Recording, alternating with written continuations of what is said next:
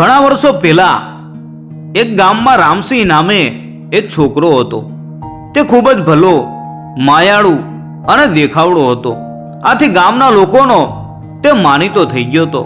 પણ રામસિંહને ઘરમાં એક વાતનું મોટું દુઃખ હતું.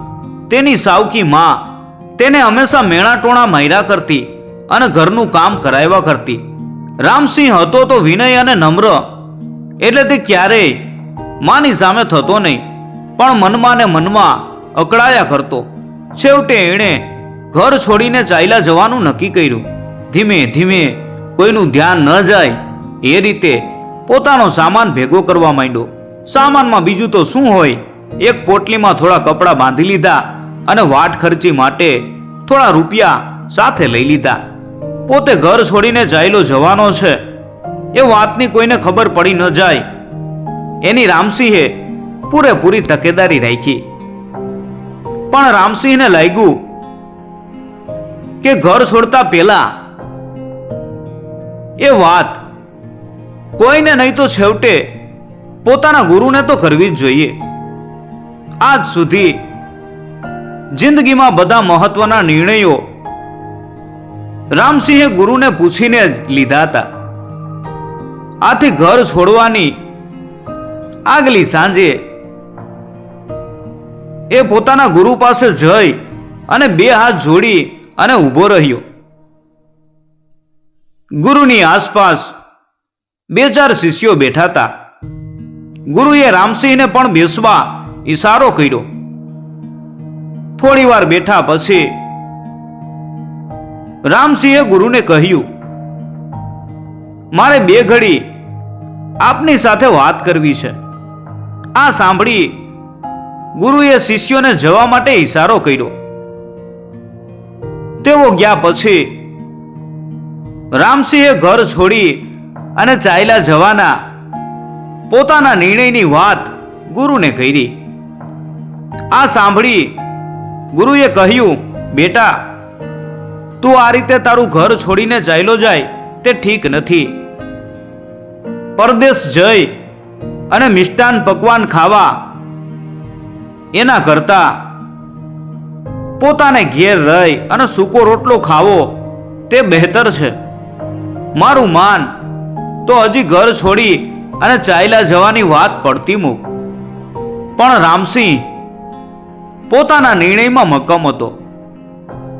તેણે હાથ જોડી અને ગુરુને કહ્યું, નિર્ણય તો હું લઈ ચૂક્યો છું ગુરુદેવ. હું તો જતા પહેલા ફક્ત આપના આશીર્વાદ લેવા આવ્યો છું. શું આજે મને આપ આશીર્વાદ નહીં આપો? ગુરુએ કહ્યું, બેટા, મારા આશીર્વાદ તો હંમેશા તારી સાથે જ છે. અને હું જાણું છું કે ખરેખર જવાનું નક્કી કરનારને કોઈ રોકી શકતું નથી. તે પણ ઘર છોડીને અજાણ્યા પ્રદેશમાં જઈ અને તારું નસીબ અજમાવવાનું નક્કી કર્યું છે, તો તને જતો હું કઈ રીતે રોકી શકું? પણ જતા પહેલા મારી થોડી શિખામણ સાંભળતો જા. આ સાંભળી રામસિંહે કહ્યું, ગુરુદેવ, માત્ર આશીર્વાદ જ નહીં પણ શિખામણ આપીને તો આપ મારા ઉપર બહુ મોટો ઉપકાર કરી રહ્યા છો. આપની શિખામણ હું હંમેશા યાદ રાખીશ. ગુરુ બોલ્યા, જતી વખતે મારે તને 5 શિખામણ આપવાની છે. પહેલી વાત એ કે હંમેશા તારા શેઠનો હુકમ માથે ચડાવજે. બીજી વાત એ કે ગમે તેવી અજાણી વ્યક્તિ સાથે પણ તોછડાઈથી કે ઉદ્ધતાઈથી બોલતો નહીં. ત્રીજી શિખામણ એ કે ભલે ગમે તે થાય પણ ક્યારેય જૂઠું બોલવું નહીં. ચોથી સલાહ એ કે તારા ઉપરી અધિકારીના સમોવડિયા દેખાવાનો પ્રયત્ન ક્યારેય ન કરતો. અને પાંચમી શિખામણ એ કે તું રસ્તેથી પસાર થતો હોય અને કોઈ સાધુ મહાત્મા સામા મળે તો તેમને નમન કર્યા વગર આગળ જવું નહીં, અને ક્યાંય કથા વાર્તા ચાલતા હોય તો છેવટે બે ઘડી તે સાંભળવાનું ચૂકવું નહીં. તારા જીવનમાં તું જો આ 5 વસ્તુઓ યાદ રાખીશ તો તું ક્યારેય દુઃખી નહીં થા. રામસિંહે ગુરુને દંડવત પ્રણામ કર્યા અને પછી જતા જતા તેણે કહ્યું, આપની શિખામણ હંમેશને માટે મારે કાળજે કોતરીને રાખીશ. બીજે દિવસે પરોઢના અંધારામાં રામસિંહ પોતાનું ઘર છોડી અને ચાલી નીકળ્યો.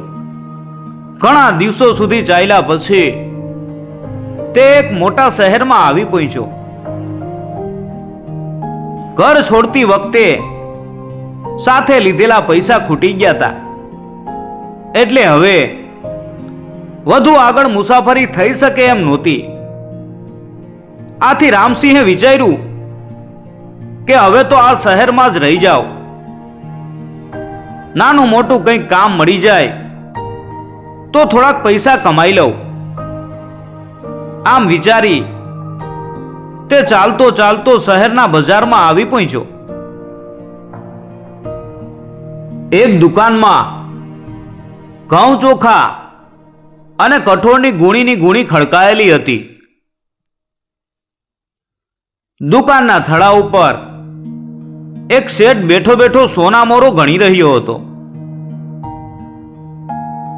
રામસિંહ તેની પાસે જઈ 2 હાથ જોડી અને બોલ્યો, શેઠ સાહેબ, આપની દુકાનમાં મારા લાયક કંઈ કામ હોય તો મને નોકરીએ રાખશો.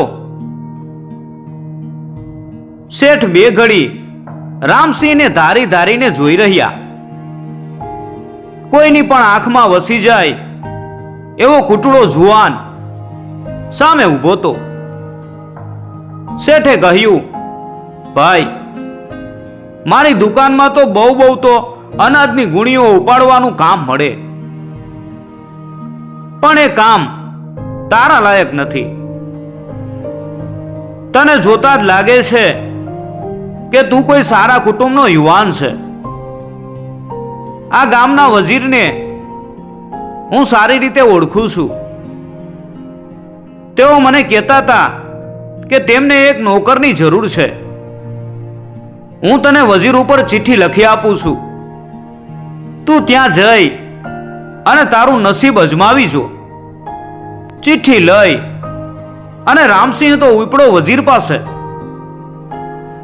રામસિંહનું કસાયેલું શરીર, તેજસ્વી ચહેરો અને ચમકતી આંખો જોઈ અને વજીરના મનમાં પણ તે વસી ગયો. વજીરે કહ્યું, ગઈકાલે જ મેં મારા એક અંગરક્ષકને છૂટો કર્યો છે. તેની જગ્યા ખાલી પડી છે. તારી ઈચ્છા હોય તો અત્યારથી જ કામે લાગી જા. આ સાંભળી રામસિંહે વજીરનો ખૂબ આભાર માન્યો અને પૂરી વફાદારી પૂર્વક નોકરી કરવાની ખાતરી આપી. થોડા દિવસ પછી ગામના રાજાએ લાંબી મુસાફરીએ જવાનું નક્કી કર્યું. રાજાની સાથે વજીર પણ જવાના હતા. સાથે નોકર ચાકર, દાસ દાસીઓનો મોટો રસાલો પણ જવાનો હતો. હાથી, ઘોડા, પાલખી, ગવૈયાઓ અને રાજ નર્તકીઓ બધા જ રસાલામાં સામેલ હતા. તેમાં વજીરના અંગરક્ષક તરીકે રામસિંહને પણ જવાનું હતું. થોડા દિવસ પછી રાજાનો રસાલો મુસાફરીએ ઉપડ્યો. ઘણા દિવસો સુધી મુસાફરી કર્યા પછી રસાલો એક અજાણ્યા પ્રદેશમાં આવી પહોંચ્યો. અહીં ચારે તરફ કેવળ બળબળતી રેતી ફેલાયેલી હતી, પવનની ડમરીઓ ઉડી આ રેતી સૌ કોઈના કાન આંખમાં ભરાઈ જતી હતી. આખો દિવસ આવા રેતાળ પ્રદેશમાં જાયલા પછી સાંજે કાફલો એક નાના ગામ પાસે આવી પહોંચ્યો. રાજાના કાફલાને જોઈ અને ગામનો મુખી સામે દોડતો આવ્યો અને રાજાને સલામ કરી ઊભો રહ્યો. મુખીએ કહ્યું, નામદાર, આપના પગલા અહીં થયા તેથી અમારા તો નસીબ ખુલી ગયા. આપના કાફલાની બીજી બધી વ્યવસ્થા આ ગામમાં અમે સહેલાઈથી કરી શકશું. ફક્ત એક વાતની તકલીફ છે. અમારા ગામમાં નથી એકેય કૂવો કે નથી એકેય વાવ. આપના આવડા મોટા કાફલાને પાણી પૂરું પાડવાનું અમારું ગજું નથી. એ એક વાત સિવાય બીજી બધી વાતે અમે આપને કશી તકલીફ નહીં પડવા દઈએ. ગામના મુખીને મનમાં બીક હતી કે પોતાની આવી સ્પષ્ટ વાત સાંભળી અને રાજા કદાચ ગુસ્સે થઈ જાય. પણ રાજાએ તો જાણે પાણીની વાત સાંભળી જ ન હોય એમ મુખીનો આભાર માન્યો અને પછી વજીર સામે જોઈ અને માત્ર એટલું જ કહ્યું, આપણા કાફલા માટે પાણીનો બંદોબસ્ત તમે કરી લેજો. રાજા આટલું બોલ્યા કે પાણીની બધી ચિંતા તેમને માથેથી વજીરને માથે આવી પડી. બાપડો વજીર આવા રેતાળ રણમાં આવડા મોટા કાફલા માટે પાણી ક્યાંથી કાઢશે એનો વિચાર કરવાની રાજાને ફુરસદ નહોતી. તેમણે તો બીજી જ ઘડીએ હુકમ કર્યો, રાજ નર્તકીઓને બોલાવી અને મુજરાનો કાર્યક્રમ શરૂ કરો. બીજી બાજુ વજીર પોતે ગામમાં જઈ અને ગામના ડોસા ડગરાઓને પૂછવા લાગ્યો, નજીકમાં ખરેખર ક્યાંય એકેય કૂવો નથી? ભલે હમણાં વપરાતો ન હોય પણ પેલા કોઈએ ખોદાયો હોય એવું પણ તમને યાદ નથી? વજીરની વાત સાંભળીને ગામના લોકો માથું ધુણાવતા, ભાઈ સાહેબ, આવા રેતાળ રણમાં કૂવો કેવો? અમે તો દૂર દૂરના શહેરમાંથી ચામડાની મશકમાં પાણી ભરી અને લાવીએ અને પછી આખું વર્ષ થોડું થોડું વાપરીએ. અને અહીં વળી કૂવો ખોદાવે કોણ? અને ખોદાવે તો આ સૂકી જમીનમાંથી પાણી થોડું નીકળવાનું છે? પૂછતા પૂછતા છેવટે એક ડોસાએ વજીરને કહ્યું, ગામથી થોડેક દૂર આજથી 100 વર્ષ પહેલા એક રાજાએ વાવ ખોદાવી હતી. મેં તો કોઈ દી એ વાવ જોઈ નથી, પણ કહેવાય છે કે તે ખૂબ ઊંડી છે અને એમાંથી પાણી ક્યારેય સુકાતું નથી.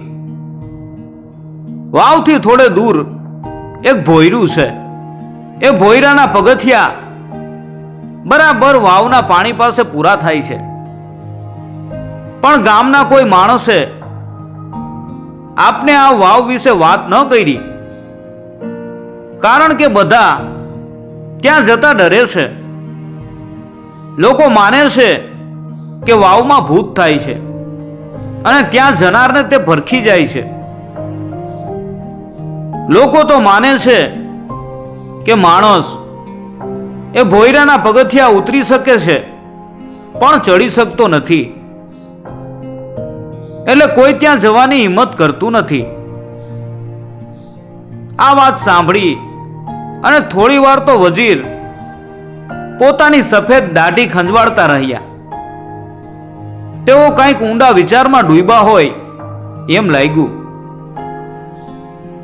તેમનો અંગરક્ષક રામસિંહ તેમની પાસે જ ઊભો હતો. થોડી વાર રહી અને વજીરે રામસિંહને કહ્યું, જ્યાં સુધી કસોટી ન થાય ત્યાં સુધી માણસ કથિર છે કે કુંદન તે પરખાતું નથી. તારા માટે કસોટીનો કાળ આવી પહોંચ્યો છે. તું જાતે જઈ અને વાવમાંથી પાણી લઈ આવ. આખા કાફલાની અને ખુદ રાજાની આવી સેવા કરવાની તક તને ફરી નહીં મળે. પેલા તો રામસિંહને થયું કે આવી ભેંકાર જગ્યાએ જવાની એ વજીરને ના પાડી દે, પણ પછી તેને ગુરુની પેલી શિખામણ યાદ આવી, હંમેશા શેઠનો હુકમ માથે ચડાવજે. આથી તેણે તરત જ કહ્યું, ભલે, હું પાણી લેવા જવા તૈયાર છું.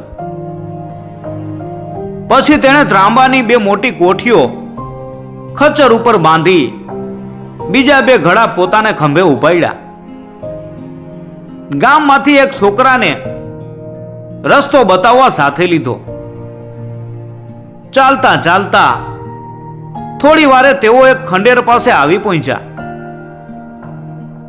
ખંડેરની આજુબાજુમાં એક મોટા સૂકા વડનું ઠૂઠું ઊભું હતું.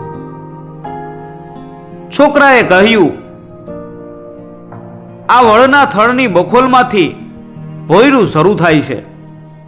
અને આટલું બોલતા જ છોકરો દોડી અને અદૃશ્ય થઈ ગયો. રામસિંહ પોતાના ખચ્ચર સાથે ધીમે ધીમે આગળ વધ્યો. તેણે ખચ્ચરને વડના ઠૂઠા સાથે બાંધી દીધું અને પછી થળની ચારે તરફ ફરી અને ભોંયરું ક્યાં છે તે શોધવા લાગ્યો. તેને જોઈ અને થળની એક બખોલમાંથી ચામાચીડિયા ઉડાઉડ કરવા લાગ્યા. આ જોઈ રામસિંહે હિંમતથી એ બખોલમાં હાથ નાખ્યો તો તેનો હાથ પથ્થરના પગથિયા સાથે ભટકાયો.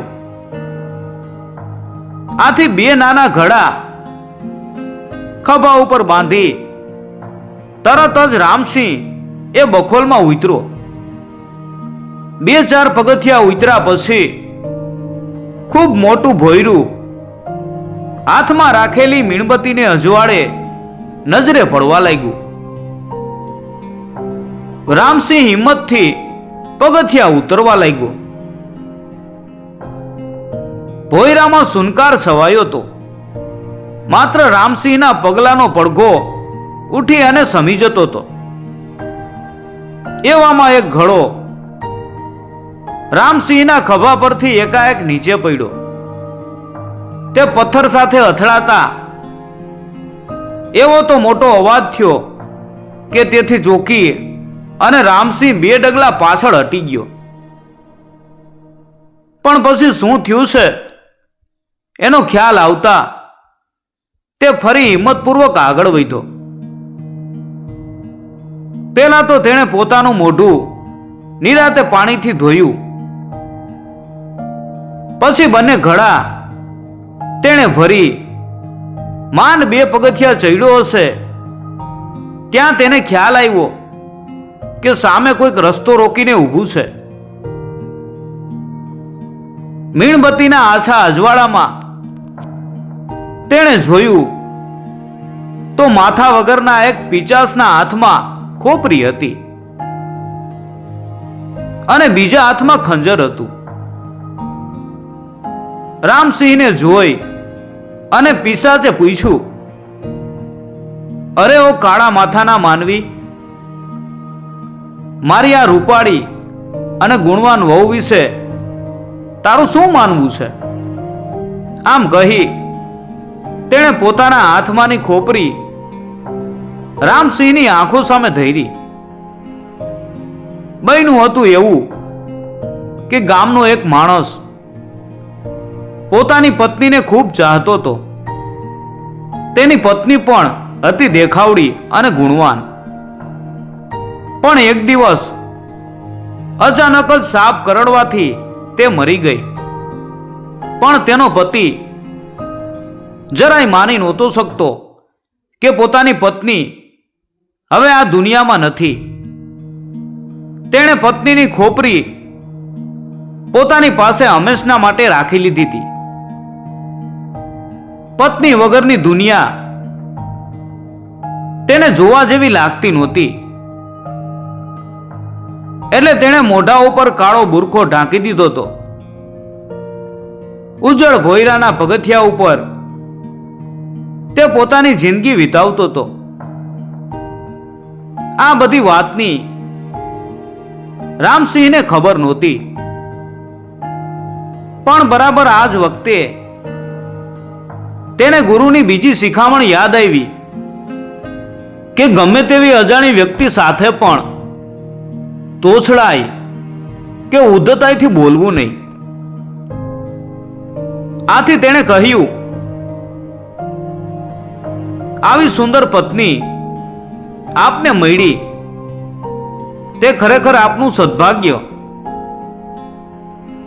આ સાંભળી પેલા પિશાચ મનાતા અજાણ્યા માણસની આંખમાં આંસુ આવી ગયા. તેણે કહ્યું, આટલે વર્ષે તું પેલો માણસ એવો મળ્યો છે કે જે મારી પત્નીને મારી આંખે જોઈ શક્યો હોય. આજ સુધી જે કોઈ અહીં આવતું એને હું આજ સવાલ પૂછતો, પણ બધા મને કહેતા કે આ ક્યાં રૂપાળી સ્ત્રી છે, આ તો ખખડતી ખોપરી છે. મારી પત્નીનું અપમાન મારાથી સહન થતું નહીં અને હું આવો જવાબ આપનારનું માથું તળથી જુદું કરી નાખતો હતો. પણ તું એ બધા કરતા જુદી માટીનો યુવાન છે. તું કહે એ રીતે તને મદદ કરવા હું તૈયાર છું.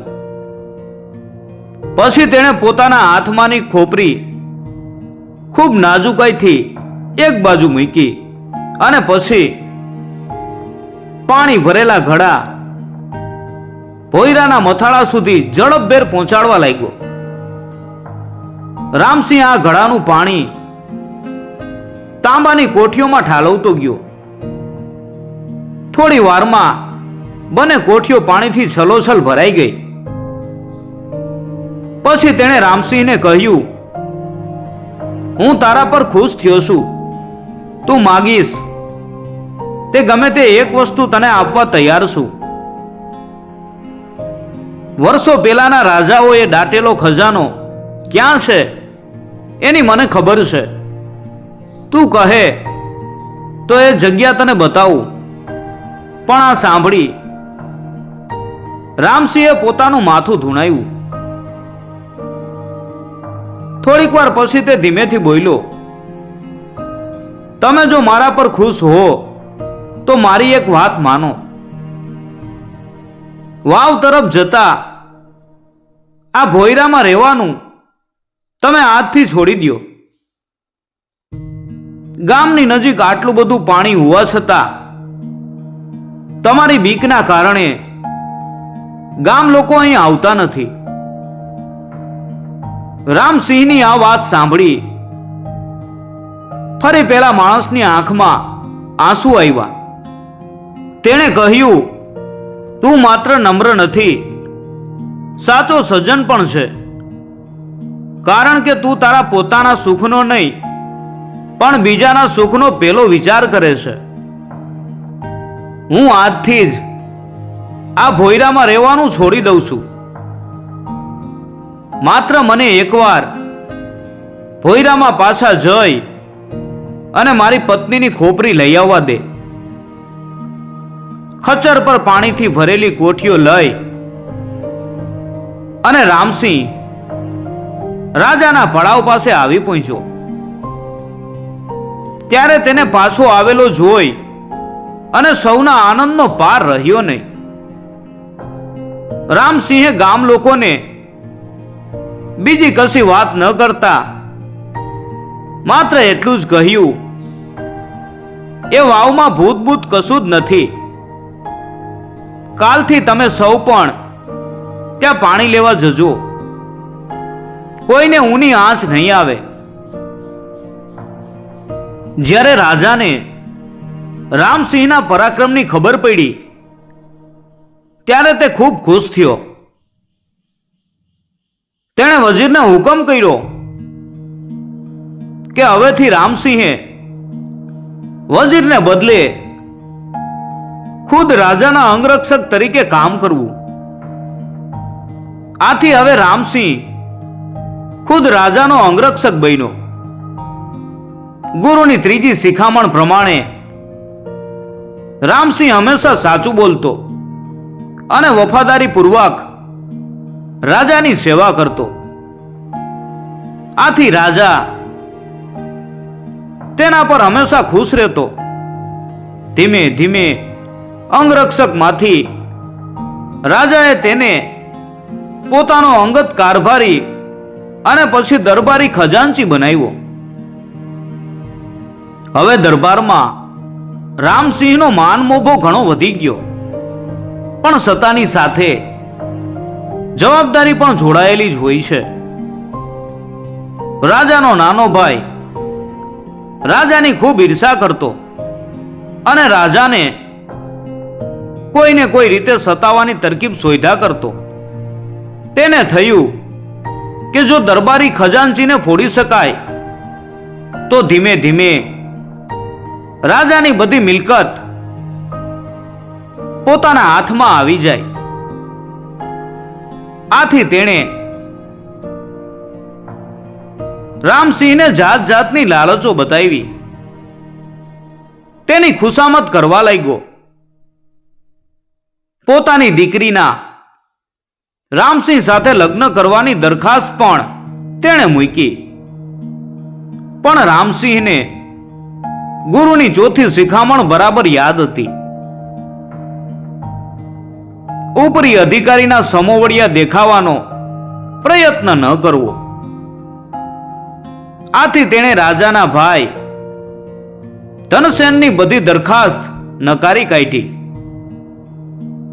આથી ધનસેન ખૂબ ગુસ્સે થયો. એક વખત રાજા એકલો બેઠો હતો ત્યારે ધનસેન તેની પાસે ગયો અને કહેવા લાગ્યો, આપનો આ રામસિંહ હવે માથે ચડી ગયો છે. દરબારમાં ગમે તેનું તે અપમાન કરે છે.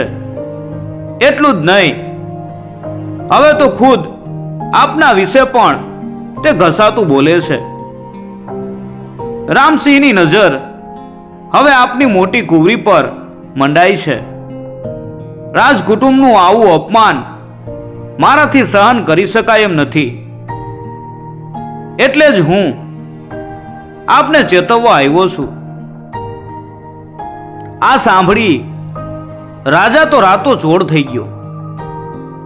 તેણે તરત જ હુકમ કર્યો, જ્યાં સુધી રામસિંહનું માથું કાપી અને મારી સામે રજૂ કરવામાં નહીં આવે ત્યાં સુધી મારે માટે અન્નનો દાણો હરામ છે.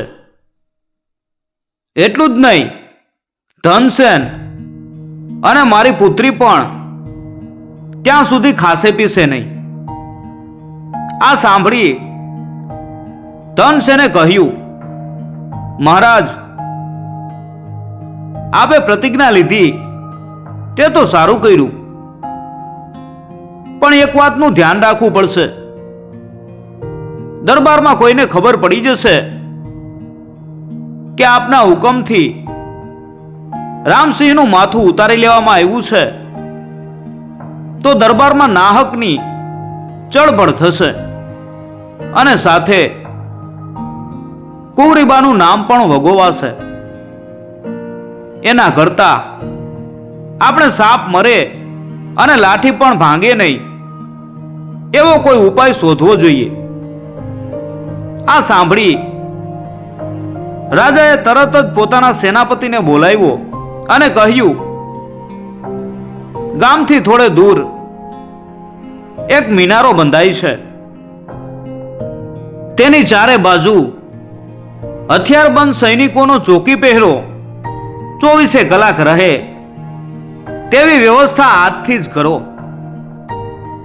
કોઈ પણ માણસ ત્યાં આવી અને મિનારા અંગે કંઈ પૂછે તો તે જ ઘડીએ તેનું માથું ધડથી જુદું કરવાનો સૈનિકોને હુકમ આપજો. કપાયેલું માથું તરત જ મારી પાસે હાજર કરજો અને બાકીના શરીરને બાજુમાં વહેતી નદીમાં પધરાવી દેજો. રાજાનો આવો વિચિત્ર હુકમ સાંભળી અને સેનાપતિને નવાઈ તો લાગી, પણ સામું કશું પૂછવાની તેની હિંમત ચાલી નહીં. આખી રાત રાજાને ઊંઘ ન આવી. પોતાના વફાદાર નોકર રામસિંહને મારી નખાવતા તેનો જીવ ચાલતો નહોતો, પણ બીજી બાજુ તેમ કર્યા સિવાય છૂટકો પણ નહોતો. સવારના પોરમાં રાજાએ રામસિંહને પોતાની પાસે બોલાવ્યો અને કહ્યું, ગામથી થોડે દૂર ઘણા વખતથી એક મિનારાનું બાંધકામ ચાલે છે. આજ સુધીમાં તેની પાછળ કેટલાય પૈસા ખર્ચાઈ ગયા છે, પણ હજી મિનારો પૂરો થયો નથી. આજે તું જાતે જઈ અને તપાસ કરી આવ કે મિનારાનું બાંધકામ કેટલે પહોંચ્યું છે અને તે ક્યારે પૂરું થશે. હુકમ સાંભળતા જ રામસિંહ તો મિનારા તરફ ચાલવા લાગ્યો, પણ શહેરની ભાગોળે એક મંદિરના આંગણામાં સાધુ મહારાજ કથા વાંચી રહ્યા હતા. રામસિંહને ગુરુની 5મી શિખામણ યાદ આવી. કથા ચાલતી હોય તો એકાદ ઘડી પણ તે સાંભળ્યા વગર આગળ વધવું નહીં. આથી તે મંદિરના આંગણામાં ચાલતી કથા સાંભળવા બેસી ગયો. તેનો ઈરાદો તો ઘડી બે ઘડી સાંભળી પોતાને કામે આગળ જવાનો હતો, પણ કોણ જાણે કેમ તેને સાધુની કથામાં એટલો બધો રસ પડી ગયો કે તે ત્યાંથી ઊભો થયો જ નહીં. બપોર ઢળવા આવ્યા, પણ રામસિંહનું મસ્તક આવ્યું નહીં એટલે ધનસેન ઊંચો નીચો થવા લાગ્યો. કકડીને ભૂખ લાગી હતી, પણ રાજાની પ્રતિજ્ઞા છોડવી કેવી રીતે? રાજાની કુંવરી પણ ખૂણામાં બેઠી બેઠી ભૂખની માયરી રડતી હતી. પછી ધનસેન પોતે વેશ બદલી અને ગામ બહાર બંધ મિનારા પાસે જવા નીકળ્યો. રાજાએ કહ્યું હતું કે અહીં જ રામસિંહનું માથું ઉડાડી દેવાનું છે. આ કામમાં વિલંબ કેમ થયો છે તેની તપાસ કરવા તે પોતે જ વેશ બદલી અને ત્યાં જઈ પહોંચ્યો. તેણે જોયું કે થોડાક મજૂરો અને સૈનિકો બગાસા ખાતા ઝાડ નીચે બેઠા હતા.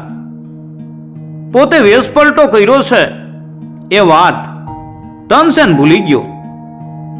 સૈનિકો પાસે જઈ અને તે બોલ્યો, તમે બધા અહીં નવરા બેઠા છો? આ મજૂરો કામ નહીં કરે તો મિનારો પૂરો ક્યારે થશે? મિનારાનું કામ શરૂ કર્યાને આટલો વખત તો વીતી ગયો. આ સાંભળી સૈનિકોએ સરદાર સામે જોયું અને રાજાના હુકમ પ્રમાણે ધનસેનનું મસ્તક ઉડાડી દીધું. આવી રીતે રામસિંહ ગુરુની શિખામણથી બચી ગયો અને ત્યાર પછી